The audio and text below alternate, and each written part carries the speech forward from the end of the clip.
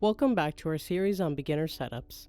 In this video, we will be doing a beginner setup for an at-home studio. Let's get started.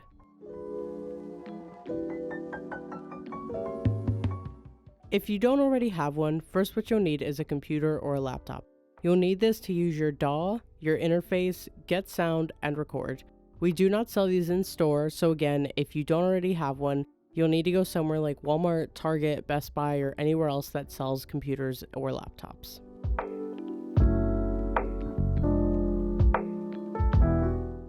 Next, you'll need a DAW, which stands for Digital Audio Workstation.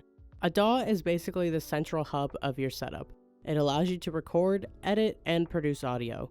It's where you can also edit and mix tracks. There are plenty to choose from, but some popular ones that people use are Ableton Live, Logic Pro, FL Studio, GarageBand, and Pro Tools.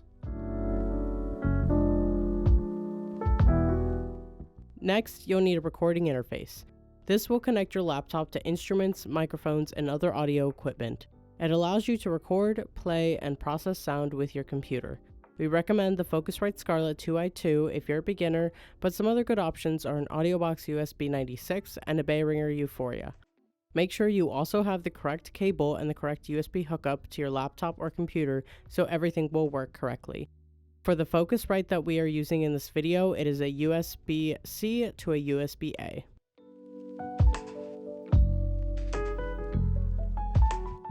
Studio monitors are the next thing you will want in your setup. Not only are they used to listen to what you're creating, but also for the mixing and mastering process. What we are showing here are a pair of Mackie CR3Xs. Some other good choices are the Yamaha HS4s or the KRK Classic 5s. You'll also need two 1/4-inch cables to hook them up to the back of your interface, so make sure you have those as well.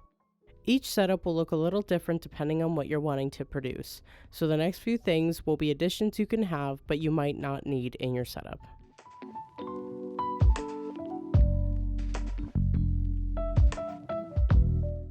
If you're planning on recording vocals or an instrument, you will need a microphone. You'll also need a stand to go with it, and the kind of stand you get is kind of up to you. There are desktop stands, floor stands, and clamp stands. Different microphones accomplish different things and have different sounds, so if you're lost on what to get, contact the store and we can help you with that. All we can recommend for microphones in this video is that if you're using a microphone for vocals or acoustic guitar, you'll want to get a condenser microphone. However, if you're using it for electric guitar or bass, you'll want to get a dynamic microphone. Again, contact us if you would like specific recommendations. You will need an XLR cable, so make sure you have one of these. Next is a MIDI controller. The controller can be a keyboard, drum pad, fader, or other type of interface, but for this video we will be using a keyboard. You use a MIDI controller to control software like DAWs and DAW plugin parameters and functions. It can make it a lot easier to create or record sounds if, for example, you want to have a piano in your song, but you don't actually own a piano or a keyboard. You will need a USB-B cable on most of these controllers.